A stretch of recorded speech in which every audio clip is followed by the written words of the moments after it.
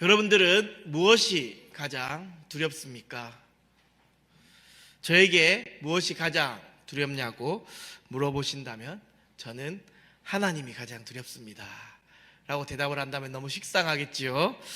저는 아마 하나님께서 창조하신 사람이 가장 두려운 것 같습니다. 요즘 이 세상을 보면 어떻게 사람이 저럴 수 있을까 하는 그런 일들이 많이 벌어지고 있지 않습니까? 물론 하나님의 형상으로 지음을 받은 사람을 사랑해야 하고 또 믿고 의지해야 하겠지만 그것이 쉽지 않은 것이 사실입니다. 왜 이렇게 사람이 두려운 존재가 된 것일까요? 그것은 바로 죄로 인해 하나님의 형상에서 멀어졌기 때문입니다. 죄로 인해 하나님과 떨어진 사람은 타고난 죄성으로 인해 서로에게 두려운 존재가 된 것입니다. 하지만 하나님께서는 이 죄를 자신의 독생자 예수 그리스도를 통해 사하여 주셨습니다. 다시 하나님의 형상으로 회복시킬 기회를 주셨다는 것이지요. 그렇기 때문에 이 말씀을 통해 나의 죄를 발견하고 또 나의 죄를 인정하며 고백하는 것, 그리고 회개하여 하나님께로 돌이키는 것이 정말 중요한 일입니다. 우리 광양중앙교회가 이러한 죄 고백과 회개를 통해 이제는 서로에게 두려운 존재가 아닌 서로 감싸주고 이해하며 공감해주는 공동체, 또 용서하며 말씀을 통해 권면할 때 순종하는 그러한 공동체가 되기를 주님의 이름으로 간절히 축원합니다. 그럼 오늘 본문의 말씀으로 한번 들어가 보겠습니다. 사무엘상 19장부터 사울은 다윗을 죽이려고 여러 차례 계속 시도하고 있습니다. 그렇게 계속 다윗은 숨어 있거나 도망 다니는 신세입니다. 이 골리앗을 쓰러뜨린 전쟁 영웅이었지만 사울의 시기와 질투로 인해 억울한 도피 생활을 하고 있는 상황이지요. 그런데 더 기가 막힌 일들을 겪습니다. 오늘 말씀의 앞부분인 1절부터 15절에서 다윗은 하나님의 명령으로 블레셋으로부터 침략을 당하는 그일라 족속을 구하여 줍니다. 그런데 그 소식을 들은 사울이 그일라 족속이 있는 곳으로 내려오자 그일라 족속이 다윗을 넘겨줄 것이다 라고 하나님께서 알려주고 있지요. 한마디로 물에 빠진 사람을 구해주었더니 보따리를 내놓으라, 자신의 목숨을 빼앗으려 했다는 것이지요. 그래서 다윗은 전쟁 후에도 쉬지도 못하고 다시 다윗의 사람들과 함께 도망을 가게 됩니다. 다윗이 얼마나 억울했을까요? 저 같아도 솔직하게 하나님께 원망하며 원망을 쏟아내었을 것 같습니다. 하나님께서 구원하라고 하셔가지고 그렇게 힘들게 가서 그일라 족속을 구원하여 주었더니 이제는 그들이 나를 배신하여 사울의 손에 넘겨줄 것이라니요.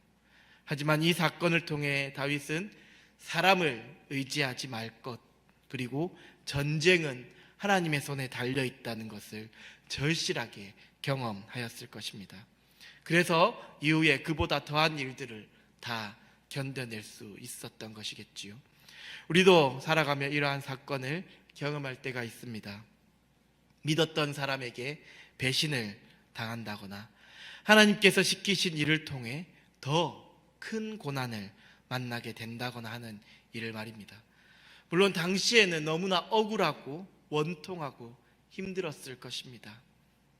하지만 그 사건을 통해 하나님께서는 우리를 깨닫게 하시고 우리를 구원의 길로 인도하시는 것이기에 말씀으로 그 사건을 잘 해석할 수 있어야 합니다.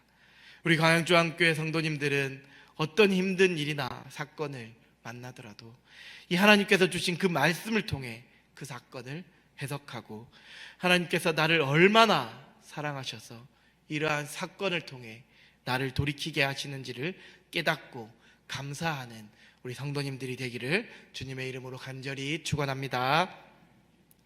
그렇게 다윗은 이 도피를 하여 십광야 수풀에 숨었습니다. 그때 사울의 아들 요나단이 다윗에게 다가와 하나님을 힘있게 의지하라 라고 격려하며 이렇게 말씀하지요. 두려워하지 말라. 내 아버지 사울의 손이 내게 미치지 못할 것이요 너는 이스라엘의 왕이 되고 나는 내 다음이 될 것을 내 아버지 사울도 안다. 사실 다윗은 지금까지 계속 하나님을 의지하며 왔습니다. 그런 그를 모르는 것이 아닌 요나단이 왜 다윗에게 다시 나타나 하나님을 힘있게 의지하라 라고 격려하였던 것일까요? 이 당시 다윗은 사울의 박해를 피해 이곳저곳 도망을 다니는 신세였습니다. 아무리 다윗이라고 해도 사람이기 때문에 계속적인 박해와 도망을 다니다 보니 심신이 다 지쳤겠지요. 우리도 신앙생활을 하다 보면 끊임없이 다가오는 고난과 어려움에 지칠 때가 있지 않습니까? 저는 아직 이 제대로 된 이 교회 사역을 해보지 않았기에 잘 모르지만 이전에 제가 있었던 교회나 또 우리 중앙교회 담임 목사님을 곁에서 보면 어떻게 이러한 일들을 겪으시면서 사역을 감당하실까 하는 경외감이 들 때가 많습니다. 분명 하나님께서 맡기신 사역을 감당하시며 누가 봐도 충실히 잘 감당하고 계신 것 같은데 말도 안 되는 어려운 일들, 이 고난을 끊임없이 겪고 계신 것을 보면 정말 대단하시며 정말 하나님을 신실하게 의지하고 계신다라는 것을 느낍니다. 그런데 우리 목사님께서도 사람이기 때문에 분명 육체적으로나 정신적으로 또 영적으로 지칠 때가 있을 것입니다. 그럴 때 오늘 요나단과 같은 위로자가 필요한 것입니다.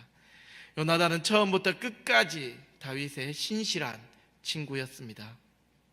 서로 하나님 앞에 맹세하며 언약을 신실하게 지킨 친구였지요. 그리고 오늘 이렇게 힘들고 어려운 시기에 다시 나타나 다윗에게 하나님의 위로를 전하고 있는 것입니다. 다윗도 이러한 요나단의 마음을 알고 있었기에 그 위로가 엄청난 힘이 되었을 것입니다. 이러한 요나단처럼 우리 중앙교회도 장로님, 권사님, 집사님 그리고 성도님들의 진심 어린 사랑이 담긴 따뜻한 위로가 있었기에 지금까지 담임 목사님께서도 이 사역을 감당하시며 여기까지 올 수 있었다라고 생각합니다. 그리고 또 앞으로도 수많은 어려운 일들이 있을 터인데 그 어떤 일이 있더라도 서로 믿어주며 서로 위로할 수 있는 우리 중앙교회 성도님들이 되기를 간절히 소망합니다.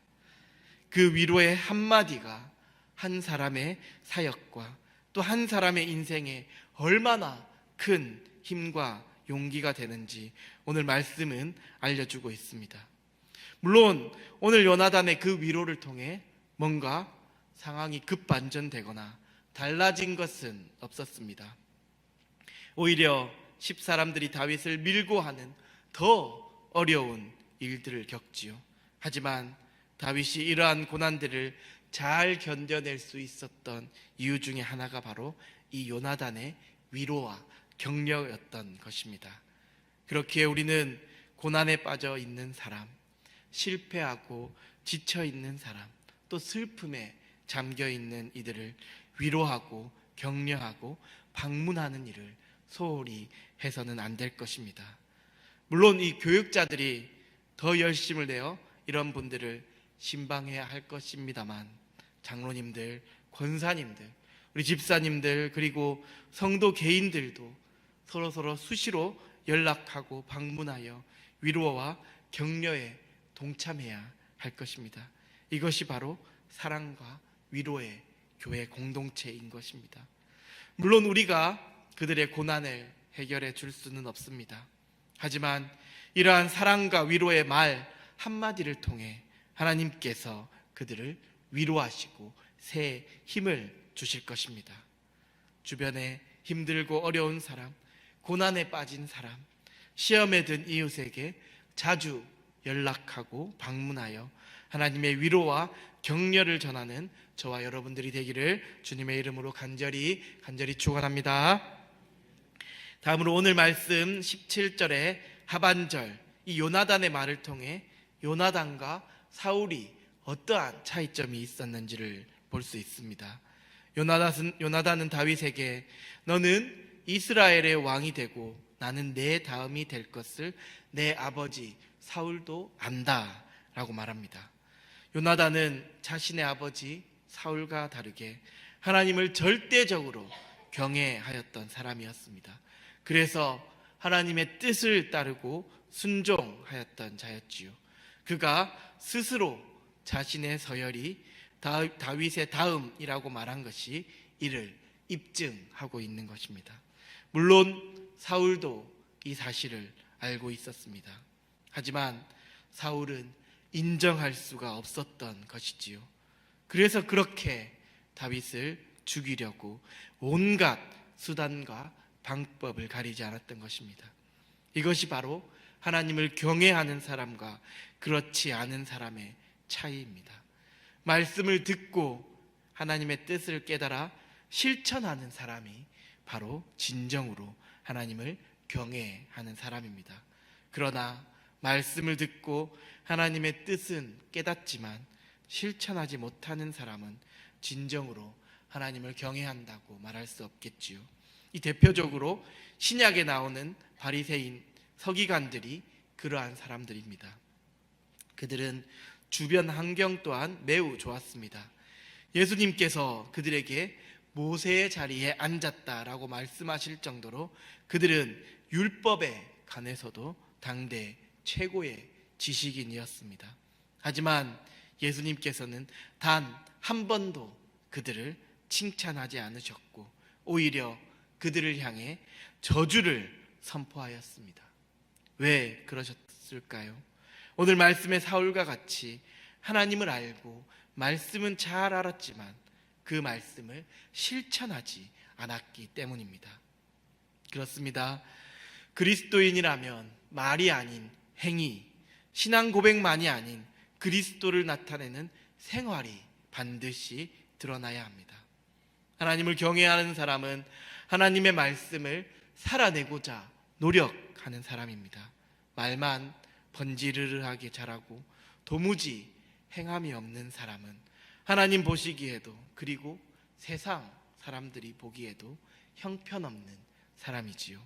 이런 형편없는 사람이 아닌 진정한 그리스도인으로서 하나님의 말씀을 실천하며 살아내고자 노력하는 사람들이 되기를 간절히 소망합니다. 물론 이것을 내 힘으로는 온전히 살아낼 수 없습니다. 그것은 불가능한 일이지요. 그래서 성령님께서 우리에게 오신 것입니다. 성령님의 도우심과 또 내 의지가 합쳐져서 하나님의 말씀을 온전히 살아낼 수 있는 것입니다. 오늘 말씀의 요나단과 같이 우리 광양중앙교회 성도님들을 또 하나님을 절대적으로 경외함으로 하나님의 말씀에 절대적으로 순종하는 삶을 살아내는 그러한 그리스도인들이 되기를 주님의 이름으로 간절히 축원합니다. 이렇게 다윗과 요나단이 하나님 앞에서 언약을 맺은 후에 헤어지고 다윗에게 또 다른 위기가 찾아옵니다. 19절에서 29절의 내용으로 10사람들이 다윗을 밀고 하고 사울과 그의 군대가 다윗을 에워싸고 잡히기 일보 직전의 상황을 맞이하고 있지요. 여기서 다윗을 밀고 한 10사람들이 누구일까요? 이 10사람들은 다윗과 동일한 지파, 유다 지파에 속한 사람들이었습니다. 그런데 그들은 다윗을 사울에게 넘겨주는 것을 의무라고 말하며 다윗을 죽이는 일에 적극적으로 사울에게 협조하고 있습니다. 어떻게 그러한 그들이 다윗과 같은 유다 지파의 족속이라 볼 수 있겠습니까? 그리고 그들은 왜 그렇게 다윗을 죽이는 일에 적극적이었던 것일까요? 그 첫 번째는 앞서 다윗을 도왔던 놉당의 제사장들이 몰살당한 사실을 알았기에 두려움이 있었던 것입니다. 그 누구도 이 죽음의 두려움 앞에서 겁을 먹지 않는 사람은 없을 것입니다. 그런데 유다 지파의 이 10사람에게 더 근본적인 이유가 있었습니다. 그것은 바로 하나님보다 사울을 더 따랐던 것이지요. 즉 하나님을 두려워하지 않고 사울을 두려워했던 것입니다. 유다 지파는 이스라엘 백성 중에서도 선민의식이 강한 자손이었습니다. 하지만 시간이 지나 그러한 선민의식이 사라지고 하나님을 두려워하지 않으며 신경 쓰지 않게 된 것입니다. 우리는 여기서 하나님의 백성, 성도라고 말하여도 무조건 다 하나님의 백성이 아니며 성도가 아니다라는 사실을 깨달아야만 할 것입니다. 교회를 다닌다고 다 하나님을 신실하게 믿는 사람이 아니라는 것이지요. 그들은 하나님께서 살아계시며 이 세상의 유일한 통치자라는 인식을 갖고 있지 않았습니다. 오늘 말씀의 10사람들도 그랬던 것이지요. 그들이 정말 하나님을 믿고 살아계신 하나님 앞에서 살아가는 사람들이었다면 어떻게 같은 족속인 다윗을 밀고 하고 죽이려는 일에 동참을 했겠습니까? 물론 그렇다고 우리가 그 10사람들을 정죄하고 비난할 수는 없겠지요. 그 누구도 자신이 타락하고자 작정하고 타락하는 사람은 없다는 것입니다. 저도 만약 이 10사람의 입장이었다면, 그래서 죽음의 공포가 나를 둘러싸고 있었다면 아마도 10사람과 똑같이 행동했을 것입니다. 하지만 그렇기 때문에 우리는 언제나 하나님 앞에서 살아가고 있다는 그 인식, 코람데오의 삶을 살아가야만 할 것입니다. 하나님을 진정으로 믿는다면 죽어도 하나님께서 책임지실 것이다 라는 그 사실을 믿고 어떠한 범죄와 타락이 나를 유혹하더라도 하나님께서 지금 나를 지켜보고 계신다 라는 그 의식을 가지고 하나님 앞에 올바르게 살아가는 저와 모든 성도님들이 되시기를 간절히 소망합니다. 오늘 말씀을 마무리하도록 하겠습니다. 사울을 피해 도망치던 다윗은 하나님으로부터 그일라 족속을 구원하라는 명령을 듣습니다. 사실 이 도망자의 입장에서 그일라 족속을 구원하는 일이 쉬운 일은 아니었을 것입니다. 하지만 다윗은 그 일에 순종하여 그일라 족속을 구원합니다. 그런데 그일라 족속은 다윗을 배신하고 사울에게 다윗을 넘기려 하고 있지요. 이 일 또한 하나님께서 다윗에게 알려주셨고 다윗은 그 위기를 넘기게 됩니다. 하지만 다윗의 입장에서는 너무나 억울한 일이었겠지요. 그러나 다윗은 이 일을 통해서 사람을 의지하지 말 것, 그리고 전쟁은 하나님께 달려 있음을 깨달았고 이후 사람이 아닌 하나님을 전적으로 의지하며 그 숱한 위기와 억울한 일들을 헤쳐나갈 수 있었던 것입니다. 또한 오늘 말씀에서 다윗이 요나단을 통해 진정한 하나님의 위로를 받았던 것을 기억하며 우리도 이 요나단과 같은 진정한 위로자가 되어 고난에 빠져있는 사람, 실패하고 지쳐있는 사람, 또 슬픔에 잠겨있는 이들이 하나님을 힘있게 의지할 수 있도록 격려하고 위로하는 성도님들이 되어야 할 것입니다. 그러한 일에 우리 광양조항교회 성도님들 모두가 동참하며 정말 하나님을 힘있게 의지하는 사람이 되고 또 그 위로를 전하는 진정한 위로자가 되기를 주님의 이름으로 간절히 축원합니다. 이 시간 다 같이 기도드리겠습니다. 사람을 두려워하고 사람을 의식하는 것이 아닌 하나님을 두려워하고 하나님을 의식하며 하나님의 그 말씀에 순종하는 우리 모두가 되게 해달라고 기도하시고, 말씀을 듣고 깨달았을 때 그것을 즉시 실천할 수 있는 그리스도인이 되게 해달라고 기도하시기 바랍니다. 그리고 고난에 빠진 사람들, 실패로 인해 낙심하고 있는 사람들, 또 슬픔에 잠겨 있는 이들을 하나님이 이들이 하나님을 힘있게 의지할 수 있도록 격려하고 위로하는 진정한 위로자가 되게 해달라고 이 시간 주님의 이름을 한번 부르고 간절히 기도드리겠습니다. 주여